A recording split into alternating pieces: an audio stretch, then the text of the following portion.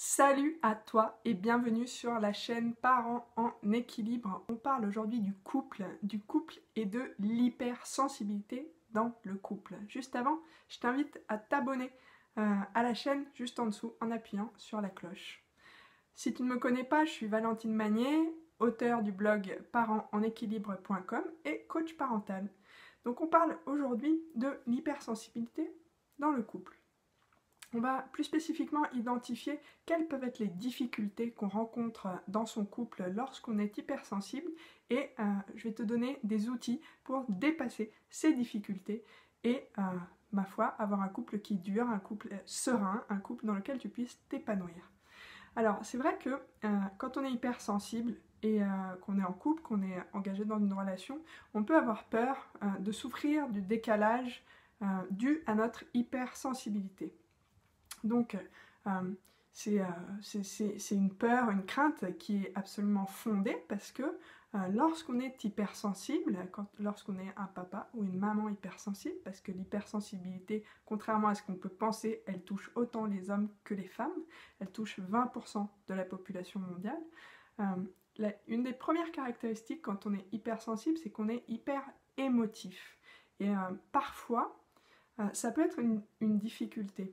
Parce que si ton partenaire ou ta partenaire ne comprend pas que ça fait partie de toi, en fait, c'est cette intensité émotionnelle pour le meilleur et pour le pire, parce que la joie, elle est intense aussi, mais la tristesse, la colère, les peurs, quand elles surviennent, elles sont très intenses aussi.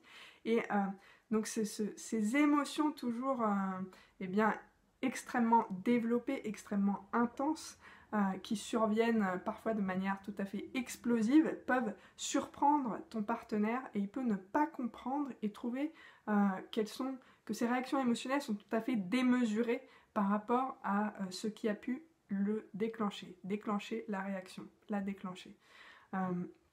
Du coup, c'est une crainte qui est fondée et c'est très important que tu comprennes le point de vue de ton partenaire ou ta partenaire et inversement. Donc c'est important que tu puisses expliquer à la personne avec qui tu vis que c'est pas pour le plaisir, c'est juste ta façon de fonctionner et tes émotions seront toujours très intenses, peut-être exprimées trop intensément pour lui ou pour elle, mais tu ne peux pas faire autrement puisque tu es comme ça. Et moi, l'outil que j'ai envie de te donner, c'est que puisque tu vis tes émotions extrêmement intensément, autant nourrir une émotion qui est agréable lorsqu'elle est intense, et c'est la joie. C'est la joie, essayer de nourrir la joie, que ce soit avec tes enfants, que ce soit avec justement ton partenaire ou ta partenaire. Prendre l'habitude d'apporter beaucoup de légèreté, d'enthousiasme, d'humour en fait dans ton quotidien et nourrir cette joie en fait sans que ce soit exceptionnel. Ça doit faire partie en fait de ton élan, de ton quotidien, de tes habitudes, parce que comme tu perçois les choses de manière très particulière, puisque une personne hypersensible, elle a ses 5 sens qui sont surdéveloppés en fait. Donc toi tu captes tout ce qu'il y a autour de toi et c'est pour ça que tes émotions, elles surviennent sans cesse et de manière très intense, parce que tu es comme saturé en fait de signaux sans arrêt qui viennent générer ces émotions. Parce que si on le rappelle, une émotion, qu'est-ce que c'est ? Une émotion, c'est une réaction physique, en fait, quelque chose qui se passe dans le corps et qui est déclenché par un stimulus, donc par un événement déclencheur, si tu préfères. Et ça, tu n'as pas de contrôle, en fait, sur ce qui se passe à l'intérieur. C'est-à-dire qu'une émotion, on ne la choisit pas. Quand elle survient, juste elle vient, elle traverse ton corps et elle a vocation, en fait, à s'exprimer, à sortir.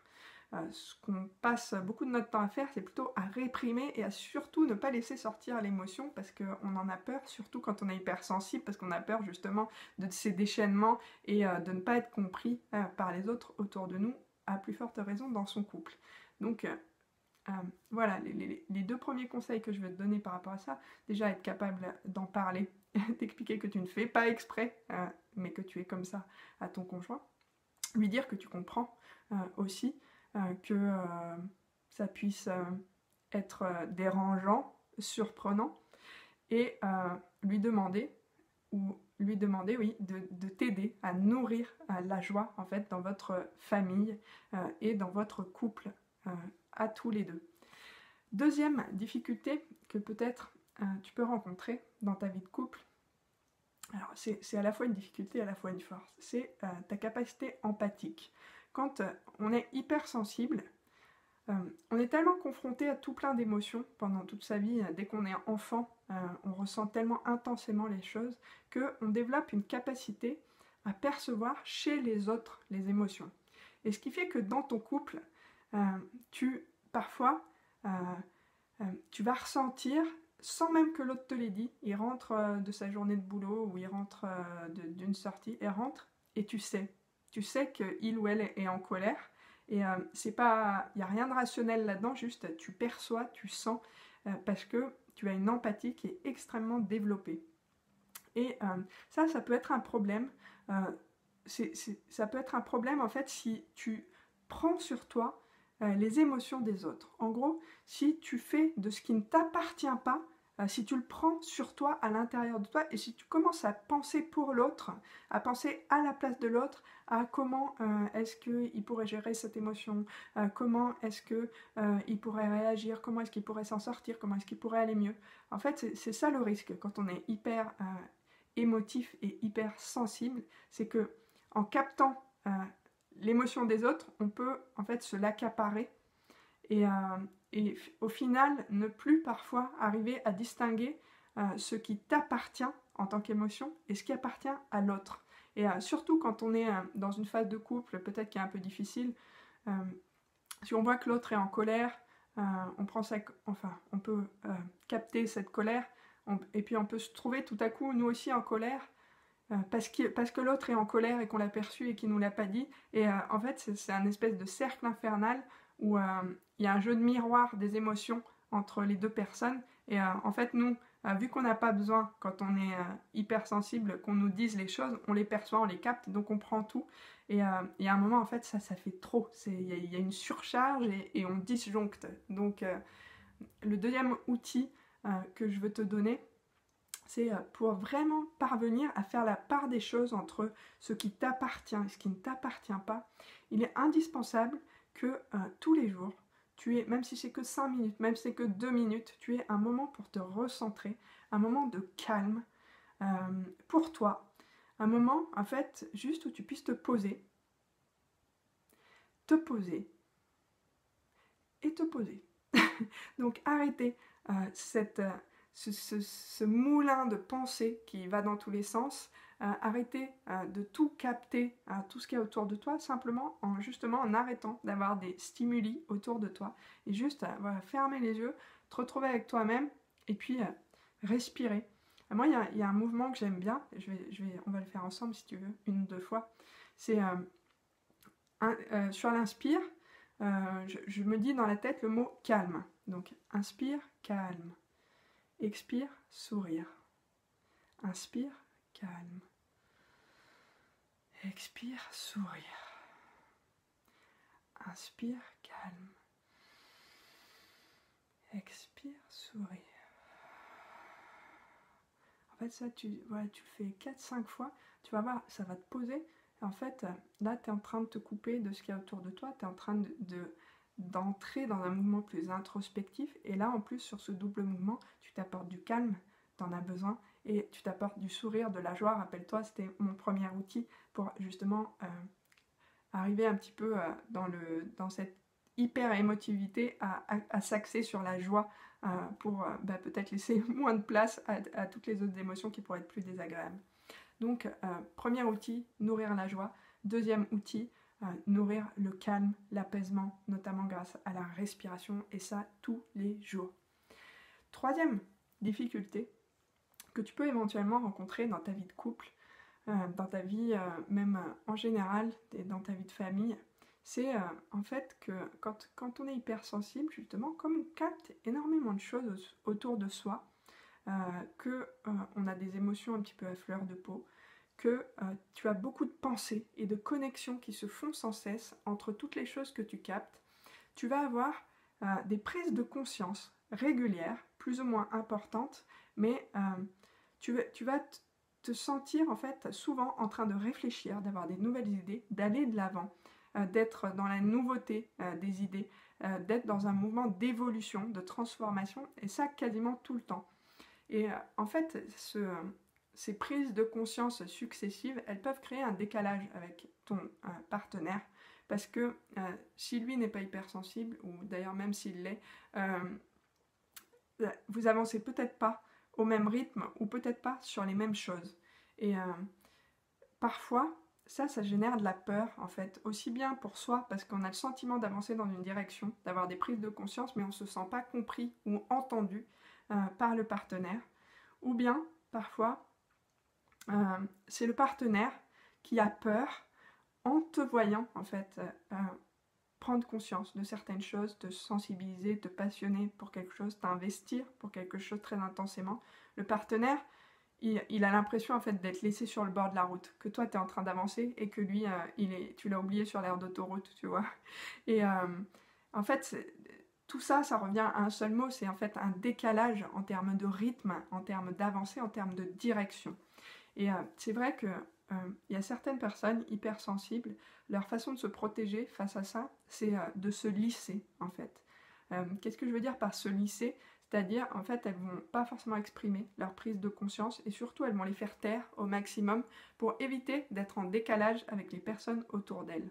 Le problème avec ça, c'est que tu meurs à petit feu, en fait, parce que tu as des pensées sans cesse, tu as un élan d'aller en avant, et c'est comme si tu retenais le cheval, tu vois, tu retiens les brides et tu ne le laisses pas avancer, alors que toi, ça fait partie de toi en fait, et de ton hypersensibilité, c'est ces prises de conscience et cette envie de t'investir dans des nouvelles choses très très régulièrement.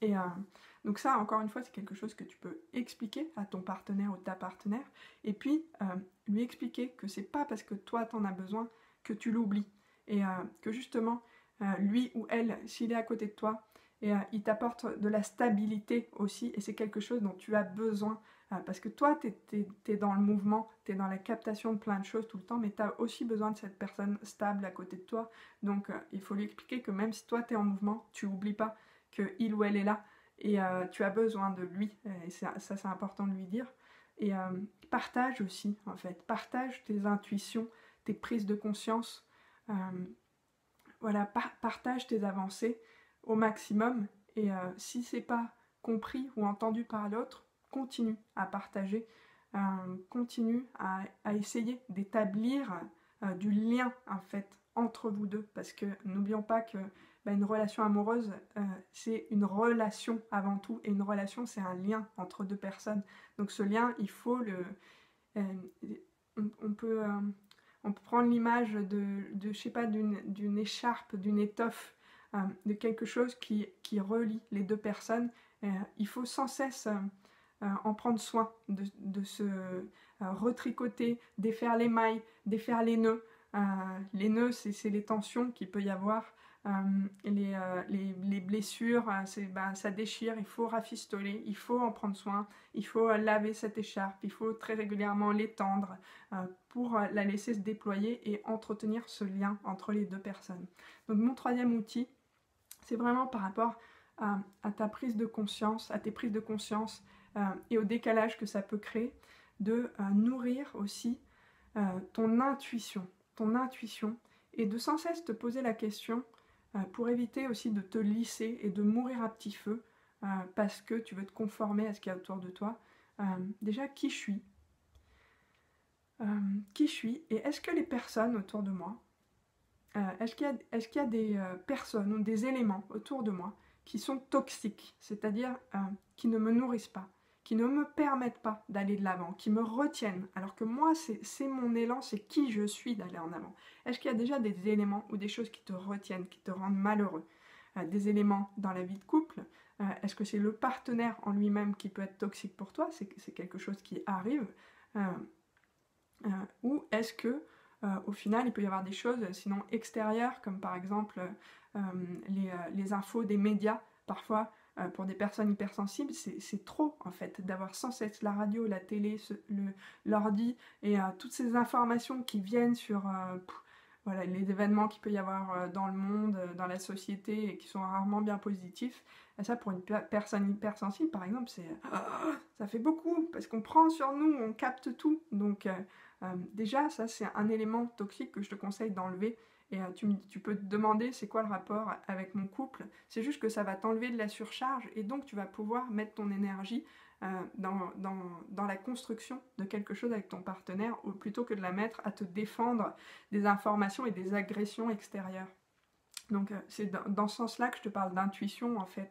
L'intuition, c'est de dire qui je suis.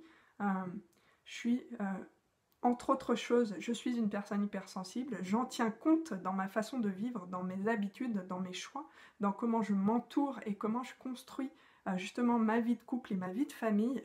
Et puis, indispensable, je communique. Je communique avec mon conjoint et sans lui imposer ma façon de voir les choses, sans non plus le juger pour sa façon de voir les choses, parce que si il ou elle n'est pas hypersensible, forcément, vous avez une vision du monde qui est très différente, mais la sienne n'est pas mieux que la tienne et inversement.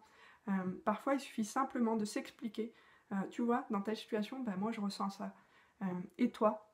Et toi? Et juste essayer de comprendre comment ça fonctionne chez l'autre et être capable comme ça de se parler sans se juger, sans se critiquer, sans être dans le voilà, dans l'analyse critique, méchante et jugeante de l'autre en fait. Voilà.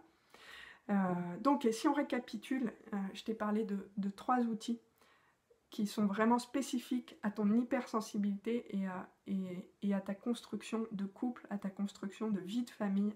La première, c'est indispensable, nourrir la joie au quotidien. Indispensable également, alimenter ton calme, tes espaces de calme, de respiration. Ça, c'est pareil, c'est au quotidien. C'est pas une fois de temps en temps. C'est une habitude qu'il faut prendre tous les jours et tu verras qu'il va te changer et te soulager énormément. Troisième élément, faire confiance à ton intuition. Tu es comme tu es. Tu ne vas pas changer qui tu es. Donc communique autour de toi sur justement tes ressentis.